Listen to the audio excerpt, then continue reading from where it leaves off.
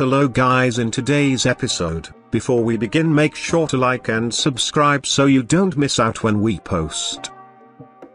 Entitled Mom Complains I'm Not Going Back to School, saying she and Dad will support me when for the last year I've been helping to support them, so as in the title.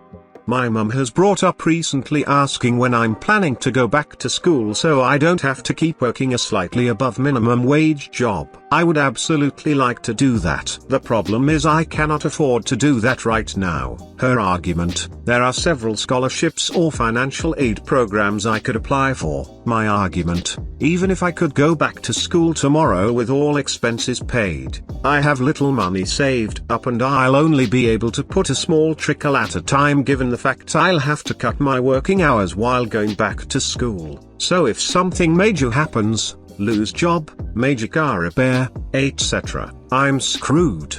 Her argument: so, your dad and I can support you while you do so. My argument: don't get me wrong, that is nice and would certainly take the worries of my back, and under normal circumstances I'd be glad to go back to school, but recently my parents have been having financial difficulties such that I've had to help them with a lot of stuff. Off the top of my head, $5,000 for car repairs, $5,000 for some legal issues, $2,000 for property repairs, $1,000 for another matter, and that's not counting the multiple times throughout the past year I've paid for gas, groceries, cell phone bill, and multiple other occasions where I've kicked up a few $100 to $1,000 to help with expenses. Adding them up all together, that's on conservatively on the low end $18–19K, on the high end $24–25K, give or take a few more grand in both directions. All that plus my own pre-existing expenses, car payments and insurance for my new car this year, has left me with very little money. My dad, grateful for all the help I've offered, perfectly understands and agrees with me that it's so unrealistic and unreasonable expectation for my mom to want me to go back to school anytime soon. For my mum, however, the above argument seems to go right over her head, and instead I must just be too lazy or content with my job to go back to school, which really irks me. If I assume its higher estimation and didn't need to spend any of that money helping my parents, I'd have plenty to work with in case of an emergency while going back to school, and would have been able to pay off half of my remaining car payments, which again my dad agrees with and understands my point of view. It's my mum who seems to refuse to comprehend this fact, despite saying she's grateful for all the financial help I've given the past year. She's always had the mentality of, if this is how I had to deal with situation A, then this must be how everyone else in the world has to deal with situation A. So when something comes along to break that little bit of logic of hers, it is extremely hard to convince her. Couple holds up line because they won't make their kids stop flossing.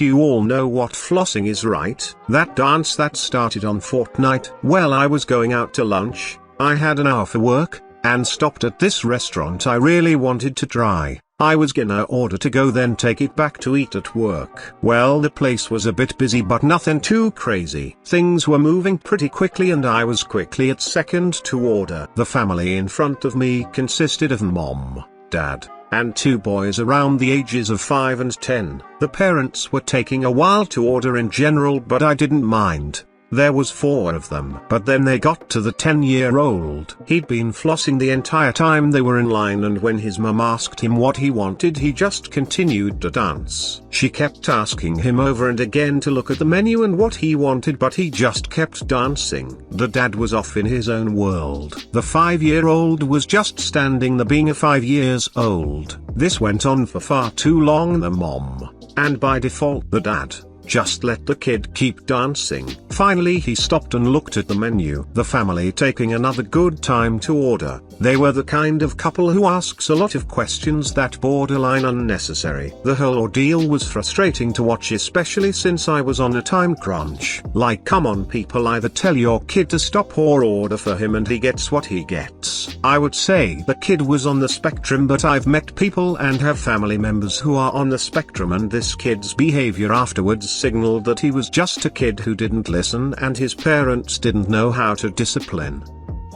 Revenge on the movie producer. Please allow me to note well in advance, this story is not mine. In fact, It's a rather popular story in a town I once lived in, Savannah, Georgia, and centers around one homeowner who got royally annoyed with a movie producer. There will be a note at the end about the fellow this story is about, for those interested. Okay, so first and foremost, when movie producers are looking for places to set a movie that takes place in colonial, or even 1800s cities in the US, due to the sheer number of parks, wide roads, and period houses, they will often select Savannah, Georgia. They'll pull all the Spanish moss out of the trees, or trim it back, pour dirt on the roads around the squares, and effectively backdate that part of the city to fit most any place, even up to some having used the area as a setting for places like early Washington, D.C., and even places in Britain, or France. Typically, when producers do this, they will pay each homeowner whose house is used as background flavor,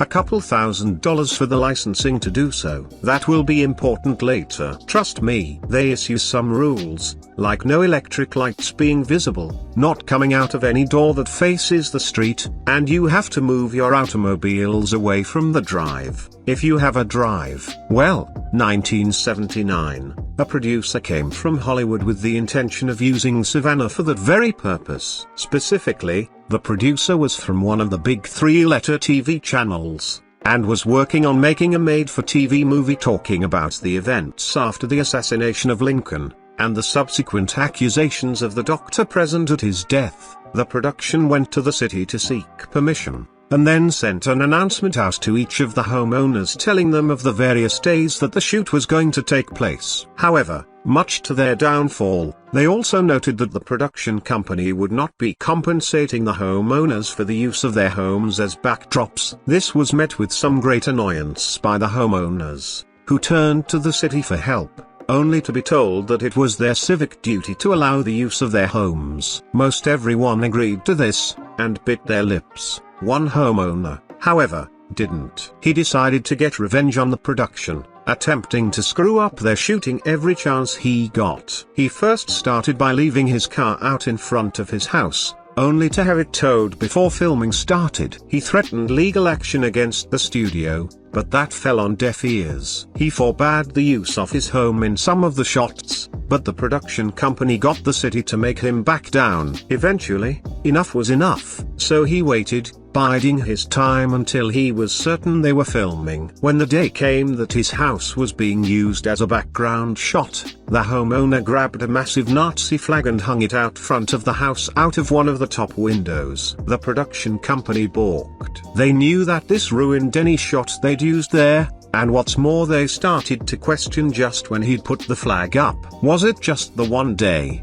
or had all the previous shots, some which showed the house from across the square, been ruined as well? They turned to the city for help, and the city just basically shrugged, saying that it was his First Amendment right to do that, and implied that had the production company paid the homeowners, as had always been done before, then this probably wouldn't have happened. In the end, the production company had to end shooting, and go to the homeowner begging for him to remove the offending flag. He did eventually do so, but only after his lawyer got a contract in writing that required the production company to pay all the homeowners for having their homes in the shot. The flag came down, and shooting wrapped in less than a day. Interestingly, it's said that in the movie in question, The Ordeal of Dr. Mudd, there are several shots where you can see a bright red Nazi flag flying from one of the homes in the distance.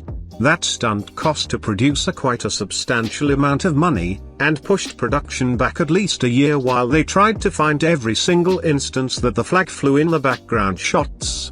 This homeowner would go on to himself become very famous, though not for a good reason. Even so, he lives on among the legends of that city, both for his revenge against a movie producer, and his later brush with fame. The fellow in question is none other than Jim Williams. Williams was an American antiques dealer and a historic preservationist based in Savannah, Georgia. He played an active role in the preservation of the Savannah Historic District for over 35 years. Williams was arrested on May 2, 1981, for the alleged murder of 21-year-old Danny Hansford, with whom he had been having a homosexual relationship, at Mercer House. After the subsequent 4 trials, a record in the state of Georgia, Williams was finally acquitted by a jury in August. In May 1989, 8 years after his arrest, Williams died in 1990, of heart failure, though AIDS is also suspected. He is the center of the story Midnight in the Garden of Good and Evil novel,